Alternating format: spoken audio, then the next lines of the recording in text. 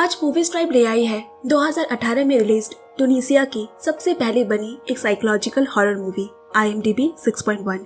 ये मूवी है north America में घटी एक सत्य घटना पर आधारित कहानी और आखिर का ट्विस्ट इस कहानी को अलग मोड़ दे देता है। कहानी को आखिर तक देखकर हमारा साथ दे। तो कहानी शुरू करें। कहानी की शुरुआत रात के घने अंधेरे से हुई, जहाँ एक आदमी सुनसान जगह पर अपनी गाड़ी में एक भारी बोरा भरकर कहीं जा रहा है और फिर उस जगह पहुंचने के बाद उसी बोरे को अपनी पीठ में लाद कर वो एक जगह ले आया। वहाँ एक और आदमी भी है जिसके हाथों में धार वाली चाकू है। इसी के साथ उस सुनसान जगह में बहुत सारी महिलाएं भी होती है जो काले लबादे में ढकी है।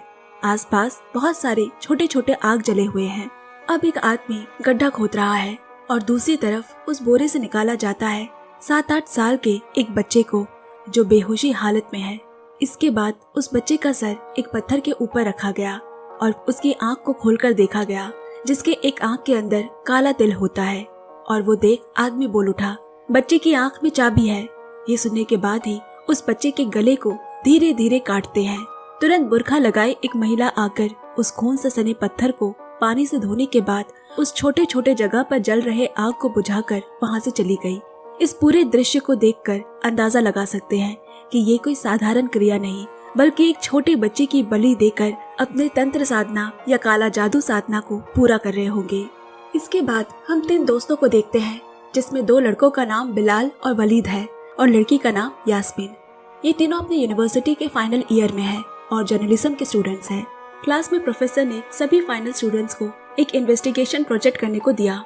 प्रोजेक्ट सभी को यूनिक, डिफरेंट, नई टॉपिक पर बनाना होगा। प्रोजेक्ट 3 के ग्रुप में भी बनाया जा सकता है। इसके बाद कॉलेज कैंटीन में वालिद कुछ खा रहा होता है। इतने में यास्मीन और बिलाल भी वहाँ पहुँचे डिस्कस करने कि किस टॉपिक पर प्रोजेक्ट बनाया जाए। अब यहाँ बिलाल वालिद के खा रहे खाने से एक निवाला मुंह में डालने के संग ही उसने मुंह से वो खाना निकाल फेंका, क्योंकि उसका स्वाद बहुत ही ज्यादा अलग होता है, जो कि बिलाल को बिल्कुल पसंद नहीं आया। अब काफी देर से टॉपिक पर डिस्कस करने के बाद वालिद को एक इंटरेस्टिंग बात याद आती है, जो कि ये है कि वालिद की माँ की दोस्त की बेटी एक नर्स है और वो जिस अस्पताल में काम करती है वहाँ मोंगिया नाम की एक महिला मरीज भी है, जिसे अस्पताल का पूरा स्टाफ चुड़ैल भी कहता है, क्योंकि वो लगभग 20 साल पहले एक हाईवे में कटे हुए गले के साथ नंगे बेहोशी की हालत में मिली थी। पुलिस का उसे तुरंत अस्पताल लेकर उसकी जान बचाने में सफल हुए, लेकिन उसके पास कोई आईडी नहीं होती, इसलिए अस्पताल वालों ने ही उसका नाम मोंगिया रख दिया। अब कुछ दिनों तक सेवा जतन करने के बाद वो शारीरिक रूप से तो ठीक होने लगी, मगर उसकी दिमागी हालत समय के साथ साथ बिगड़ने लगी। रात रात में अंधेरे कमरे में अकेले चिल्लाने और बोलने लग जाती। उसके यहाँ 20 साल होने के बाद भी अभी भी किसी भी आदमी से 1 हफ्ते से ज्यादा बात नहीं किया है उसने। शुरू में तो वो बस चीखती चिल्लाया करती, लेकिन बाद में उसके सामने से गुजर रहे हर एक आदमी को टोकना, उन पर हमला करने लगी। अब इतने साल गुजर गए हैं, लेकिन अब तक ये नहीं पता चला कि आखिर उस महिला के साथ ऐसा क्या हुआ था। वो कौन है, क्या नाम है, ठिकाना क्या है, कुछ भी नहीं पता, और ना ही आज तक किसी ने उसकी खोज की है। और तब से लेकर अभी तक उसे अस्पताल के स्पेशल वार्ड में रखा गया है, जहाँ बहुत ही खतरनाक मरीजों को रखा जाता है। वालिद कहता है, हमारे प्रोजेक्ट के लिए ये टॉपिक बहुत ही अलग और इंटरेस्टिंग रहेगा, पर यास्मीन ने टोका, ऐसे अस्पताल में हमें बीमार और खतरनाक मरीजों का वीडियो करने तो शायद नहीं मिलेगा।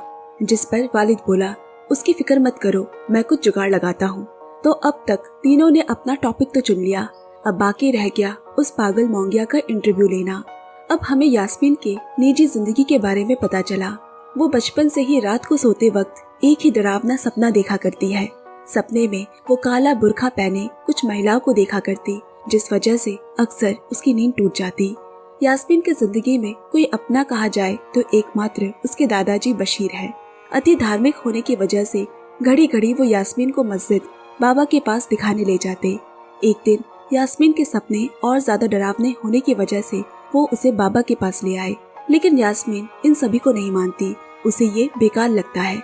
इसी वजह से वहाँ जाने के बाद वो एक पल भी रहने नहीं मांगी और गुस्सा होकर वहाँ से चली गई।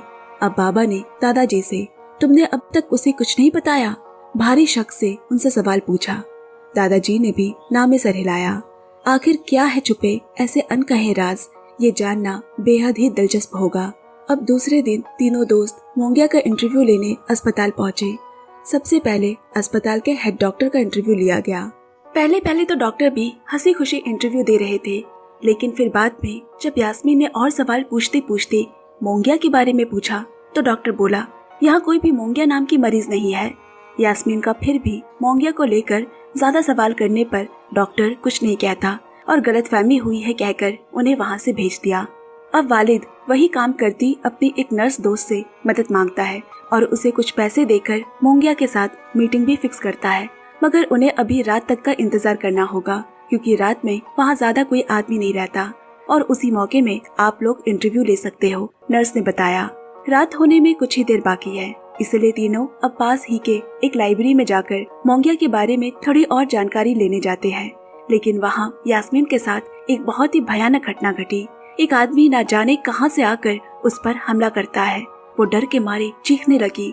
इतने में बिलाल के वहां पहुंचने पर देखा कि वहां तो कोई भी नहीं है। यास्मीन सोच में पड़ गई कि क्या ये बस उसकी कल्पना थी या सच। अब रात में वो उसी अस्पताल में पहुंचे। नर्स उन्हें स्पेशल वार्ड लेकर जाने लगी जहां सभी डरावने और खतरनाक मरीज बस थे।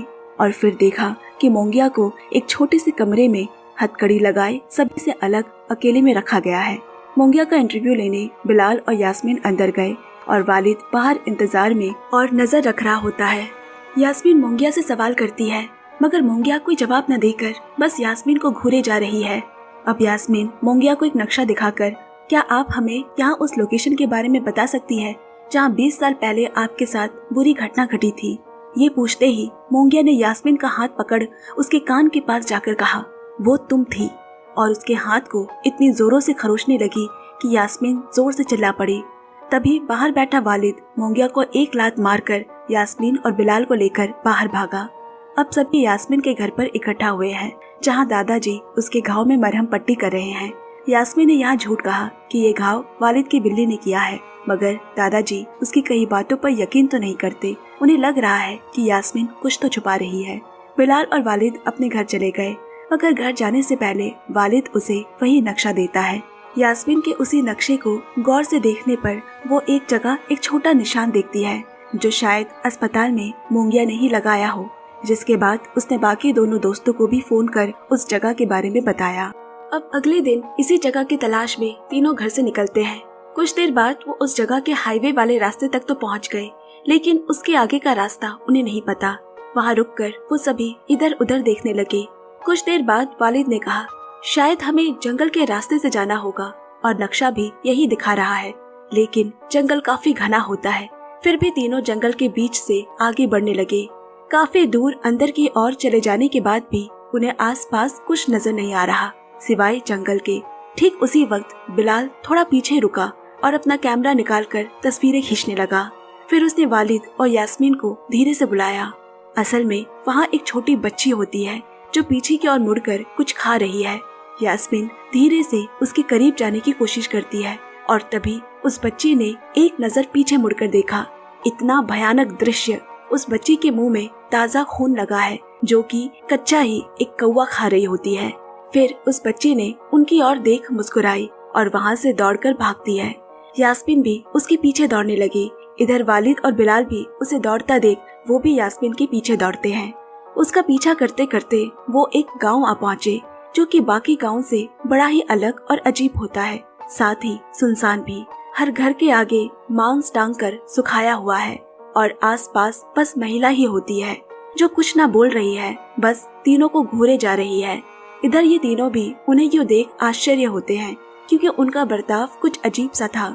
तभी एक सोमाया नाम का आदमी वहाँ आकर उनका स्वागत करता है, जिसे उन तीनों ने पहले भी रास्ते में आते हुए देखा था। अब सोमाया ने मुस्कुराते हुए उन्हें चाय पर बिठाया।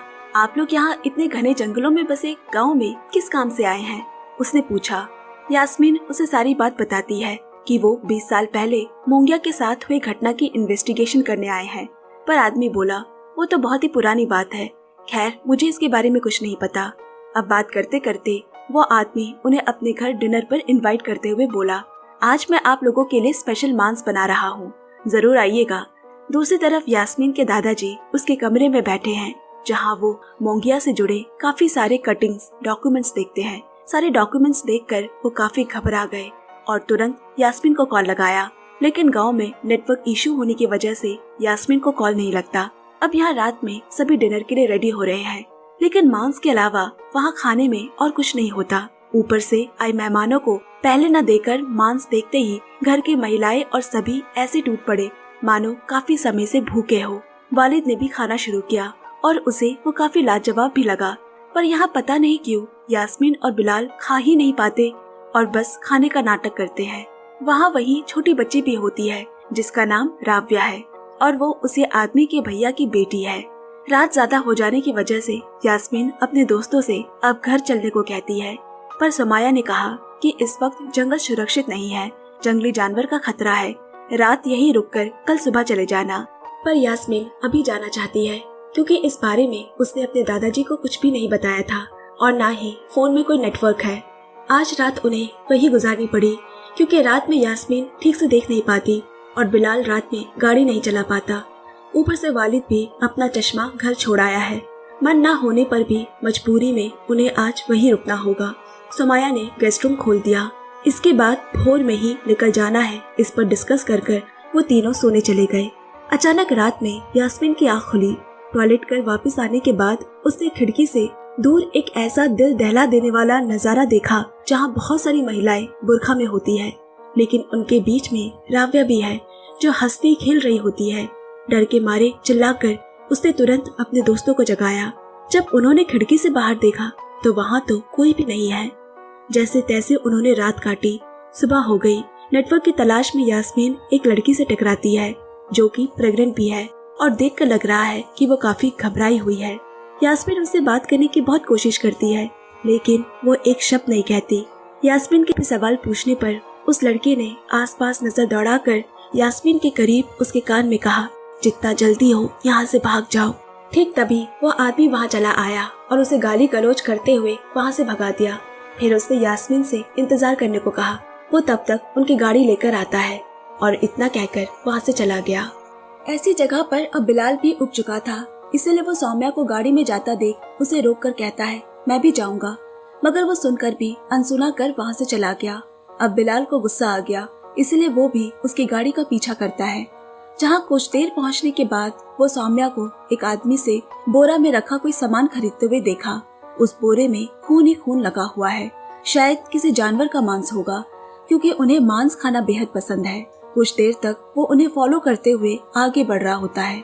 तभी अचानक वो एक गड्ढे में जा गिरा। जब उसने उठकर देखा कि चारों तरफ खून ही खून और हड्डी से भरा है, और वो हड्डी किसी जानवर की नहीं बल्कि इंसानों का होता है। ये देख बिलाल डर और घबराता हुआ दोस्तों के पास भागा आया और फिर उन्हें भी आंखों देखी सारा हाल बताया। तभी सुमाया बाहर आकर यास्मीन से कहता है, आपकी गाड़ी के तो पार्ट्स ही चोरी हो गए हैं। ये सुनकर यास्मीन को अब तेज गुस्सा आ गया और चिल्लाकर बोली, जैसे भी करके हमारे लिए गाड़ी का इंतजाम करो। सुमाया बोला, बिल्कुल भी आप फिक्र ना करे, मैं सब मैनेज कर दूंगा। कहकर वो अपनी गाड़ी की तरफ जाने लगा। इतने में बिलाल सौम्या को रोककर उसकी गाड़ी में रखे उसी बोरे को चेक करता है जिसके अंदर बकरी का मांस रखा है। खैर, इसके बाद सुमाया वहाँ से चला गया। दूसरी तरफ इधर यास्मीन के दादाजी भी यास्मीन को ढूंढने निकल चुके हैं। इंसानों की भीड़ में वो एक काला कपड़े पहने एक आदमी को देखते हैं और फिर कुरान के मंत्र बोलने के साथ ही वो आदमी वहाँ से गायब हो गया। उन्हें अंदाजा हो गया था कि कोई बहुत बड़ी घटना घटने वाली है। इधर यास्मीन चुपचाप बैठी हुई है। तभी उसे एक डायरी मिली। उसे याद आया कि वो डायरी सुबह सुबह उसी प्रेग्नेंट लड़की ने उसके कपड़े के जेब में रख दिया था। इसके बाद अब वो उस डायरी को पढ़ना शुरू करती है और मालूम चला कि डायरी लिखने वाली भी एक महिला रिपोर्टर होती है। दरअसल उस गांव के बच्चे ज्यादा ही गुम होने लगे थे। इसी इन्वेस्टिगेशन के सिलसिले में वो गांव आती है और धीरे धीरे उसे गांव की सच्चाई के बारे में पता चलने लगा कि उस गांव के लोग काला जादू तंत्र किया करते हैं और इसीलिए वो आसपास के बच्चे को किडनैप कर उनकी बलि चढ़ाते हैं। लेकिन कोई भी ऐसा वैसा बच्चा नहीं, बल्कि खास बच्चे, या तो जिनकी आंखों में तिल हो या हाथ में किसी तरह का खास रेखा, तो वैसे ही बच्चे को किसी चीज की चाबी है कहकर बलि दिया जाता है। और भी डायरी पढ़ते हुए उस रिपोर्टर के लिखे गांव के और भी राज का खुलासा होने लगा। उसने लिखा है, मैं इस गांव में 3 दिन से हूँ और आज जैसे भी करके इस गांव के राज का पता लगाना ही होगा, जिसके लिए मैं रात से इंतजार में हूँ। और तभी मैंने एक काला बुर्का लगाए आदमी को देखा जिसके पीछे पीछे महिलाएं भी थी। उनका पीछा किया तो देखा वहाँ 2 बोरे थे। मुझे मौका मिलते ही एक बोरा उठाकर मैं वहाँ से भागी। कुछ दूर जाने के बाद खोलकर देखा तो उसमें छोटी सी बच्ची थी जिसके हाथ में अर्ध चंद्रमा का निशान था। वो बच्ची बहुत रो रही थी और तभी यहाँ डायरी पढ़ रही यास्मीन ने अपने हाथ की ओर देखा तो उसके हाथ में भी अर्ध चंद्रमा का जन्म दाग होता है। और अब हमें साथ ही साथ यास्मीन को भी मालूम चलता है कि वो बच्ची और कोई नहीं, यास्मीन ही थी। आगे उस रिपोर्टर ने लिखा है, मैं उस छोटे से बच्चे को लेकर भागते भागते आखिर में अपने बाबा को सौंपती हूँ, जो कि और कोई नहीं बशीर यानी यास्मीन के दादाजी है। रिपोर्टर ने अपने बाबा से जल्दी यहाँ से निकलकर पुलिस को खबर देने को कहा। यहाँ और भी बच्चे हैं, मैं सभी को लेकर आऊंगी, कहकर वो दोबारा मुड़कर गांव की ओर चली गई। और यही यास्मीन का वो राज है जो बशीर यानी उसके दादाजी को पता है।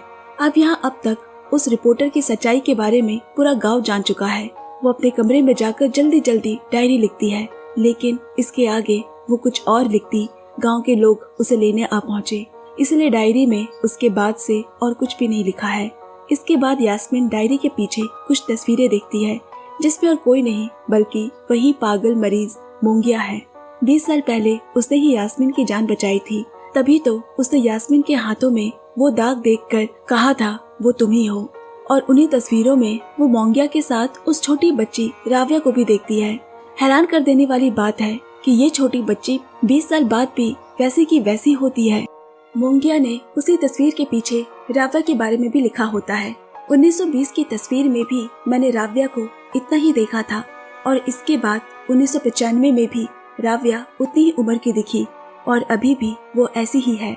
पता चला कि राव्या कोई सामान्य बच्ची नहीं है। यास्मीन वो डायरी पढ़कर खूब रोती है।